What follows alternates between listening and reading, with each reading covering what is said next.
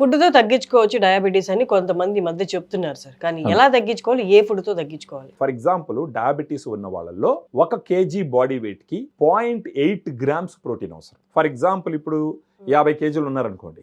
వాళ్ళకి రోజుకి 40 గ్రాముల ప్రోటీన్ రావాలి. అది డయాబెటీస్ వాళ్ళకి సజెస్ట్ చేసినటువంటి అమౌంట్. ఇది ఎందుకు ప్రోటీన్ ఎక్కువగా ఉండాలి అని అంటే, ఇప్పుడు ప్రోటీన్ తీసుకోకుండా ఓన్లీ కార్బోహైడ్రేట్స్ అంటే అన్నమే తింటున్నారు అనుకోండి, అప్పుడు గ్లూకోజ్ లెవెల్స్ ఓ రేంజ్లో స్పైకప్ అయిపోతాయి. సో అలాంటి వాళ్ళకి ఉపయోగపడేటటువంటి ఒక సప్లిమెంట్ వచ్చేసి ఈ డయాగ్రాండ్. ఈ డయాగ్రాండ్ ముఖ్యంగా ఇది ఏ రకంగా మిగతా వాటితో పోలిస్తే డిఫరెంట్గా ఉంది అని మనం ఆలోచించాల్సి వస్తే, దీంట్లో 5 రకాల ప్రోటీన్ ఇచ్చినాం అనమాట. ఎందుకంటే డయాబెటీస్ వాళ్ళకి ఒక రకమే ప్రోటీన్ ఫుల్గా ఇస్తే మాక్సిమం అబ్జార్బ్ కాదు. 5 రకాల ప్రోటీన్ కూడా ఏదని మీరు నన్ను అడిగినారంటే, ఒకటి వచ్చి వే ప్రోటీన్, కెసిన్ ప్రోటీన్, తర్వాత brown rice protein. Brown rice గురించి మీరు వినే ఉంటారు, డయాబెటీస్ ఉన్న వాళ్ళు బ్రౌన్ రైస్ తినమంటారు.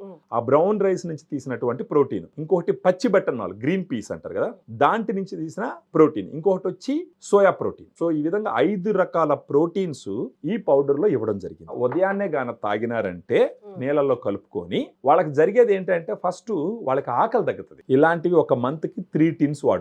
అంటే ఒక టిన్ వచ్చేసి 400 గ్రాములు. ఇది ఇలాంటిది ఒక నెలకు వచ్చేసి ఒక 3 టిన్నుల దాకా అవసరం పడుతుంది. నెలకు 3 టిన్నులు తీసుకొని వాళ్ళు దీన్ని తీసుకుంటూ మిగతా డిసిప్లిన్ కనుక పాటించినారంటే ఖచ్చితంగా నాన్ డయాబెటిక్ పీపుల్ ఎలాగైతే లైఫ్ లీడ్ చేస్తున్నారో ఆ విధంగా లీడ్ చేసే అవకాశాలు చాలా మెండుగా ఉన్నాయన్నమాట.